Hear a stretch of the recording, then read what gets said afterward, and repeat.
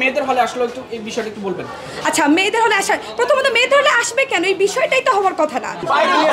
বাইরে নিয়ে আসেন, ওকে বাইরে নিয়ে চলেন।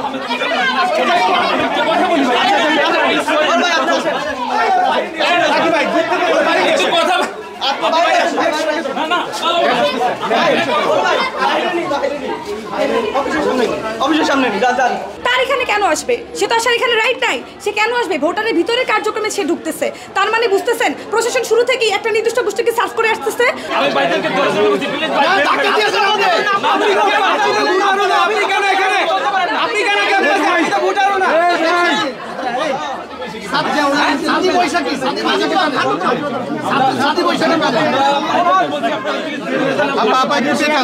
আপনি আমাকে ধাক্কাইছেন, আপনি ধাক্কা দিচ্ছেন, আমার কাছে ফুটেজ আছে।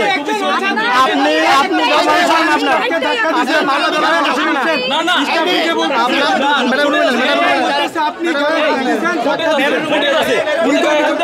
প্রশাসন এই ভোটের কার্যক্রম সম্পূর্ণভাবে কারচুপিভাবে করতেছে।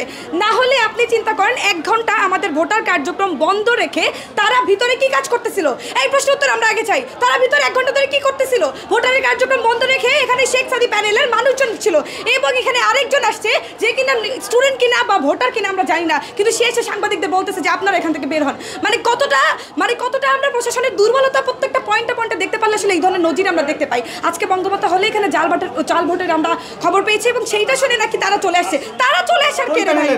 এইটা ছাত্র দলের প্যানেলে শেখ সাদি এবং বৈশাখী প্যানেলে এটা হয়েছে।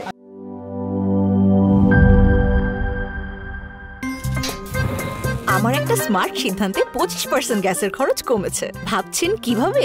সাধারণ গ্যাস স্টোভ বদলে আমি এনেছি আরএফএল গ্যাস স্টোভ। এর সাইন্টিফিক নজল ও ব্রাস বার্নার ক্যাপ সমানভাবে তাপ ছড়িয়ে রান্না করে দ্রুত, তাই গ্যাসও বাঁচায় 25%,